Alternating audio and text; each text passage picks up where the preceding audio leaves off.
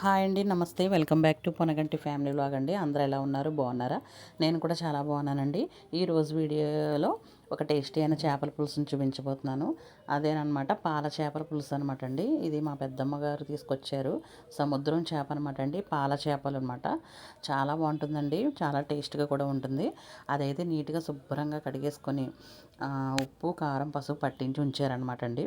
తర్వాత మసాలా కోసం కొంచెంగా ధనియాలు, జీలకర్ర, అల్లం, వెల్లుల్లి ఈ 4 సరిపోతుందనమాట. ఈ పులుసుకి ఏమీ అవసరం లేదు, ఏ మసాలాలు కూడా అవసరం లేదండి. సింపుల్గా ఇదైతేనే టేస్ట్ వస్తుందన్నమాట అండి. ఇదివరకు పూర్వం ఇలాగే చేసేవారండి.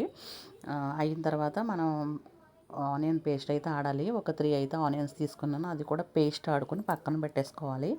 తర్వాత వచ్చేసి ఒక స్టవ్ ఆన్ చేసుకొని ఒక కడాయి పెట్టుకొని ఒక 3 టేబుల్ స్పూన్ అయితే ఆయిల్ వేసాను. వేసిన తర్వాత కొంచెం కరివేపాకు, ఒక 4-5 పచ్చిమిర్చి వేసుకున్నాను. వేసుకొని బెండకాయలు కూడా వేసుకున్నానండి. బెండకాయలు కూడా వేసుకుంటే టేస్ట్గా ఉంటుంది.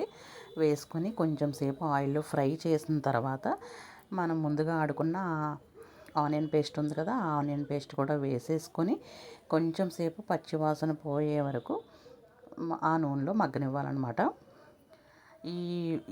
ఈ చేప వచ్చేసి మనకి పులస టేస్ట్ ఎలా ఉంటుందో అలాగే ఉందండి.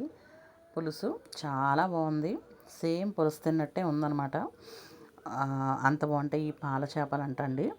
చాలా బాగుంది, ఒకసారి మీరు తప్పకుండా ట్రై చేయండి.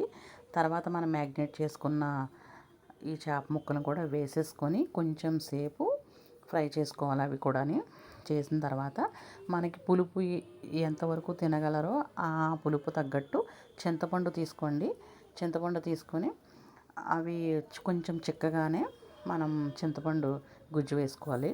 పిండుకొని నేను చూపిస్తున్న విధంగా వేసుకోవాలన్నమాట అండి. నేను చూపిస్తున్న విధంగా వేసుకోండి. మరీ అంత పలచగా అయితే ఉండకూడదు, చిక్కగానే ఉండాలన్నమాట.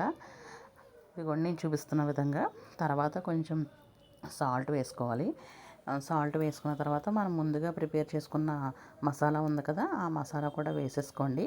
వేసేసుకున్న తర్వాత కొంచెం కారం కూడా వేసుకోవాలి. నేను తక్కువగానే వేసాను మ్యాగ్నేట్ చేసినప్పుడు. తర్వాత కారం కూడా వేసుకొని ఒక 15 మినిట్స్ అయితే మాత్రం మూత పెట్టేసి అలాగా లో ఫ్లేమ్లో పెట్టి ఉడికించుకోవాలి. ఉడికించుకోవాలన్నమాట. అప్పుడు చాలా బాగుంటుంది. ఫైనల్గా కొత్తిమీర చల్లుకోండి. చాలా చాలా బాగుంటుంది. ఒక్కసారి తప్పకుండా ట్రై చేయండి. చూసారా ఎలా వచ్చిందో? ఒక 15 మినిట్స్కే మీకు ముక్క అయితే ఉడికిపోతుంది. చూసారు కదా ఎలా ఉందో? మీరు తప్పకుండా ట్రై చేయండి. నచ్చితే లైక్ చేయండి, షేర్ చేయండి, సబ్స్క్రైబ్ చేయండి, బెల్ ఐకాన్ కొట్టండి. మీ ఫ్రెండ్స్కి, రిలేటివ్స్కి షేర్ చేయండి. చాలా ఇష్టంగా తింటారు. సేమ్ పులస ఎలా ఉందో అలాగే ఉందన్నమాట. తప్పకుండా ట్రై చేయండి. థ్యాంక్ యూ అండి. మరిన్ని వీడియోస్తో మీ ముందుకు వస్తాను. Thank you all.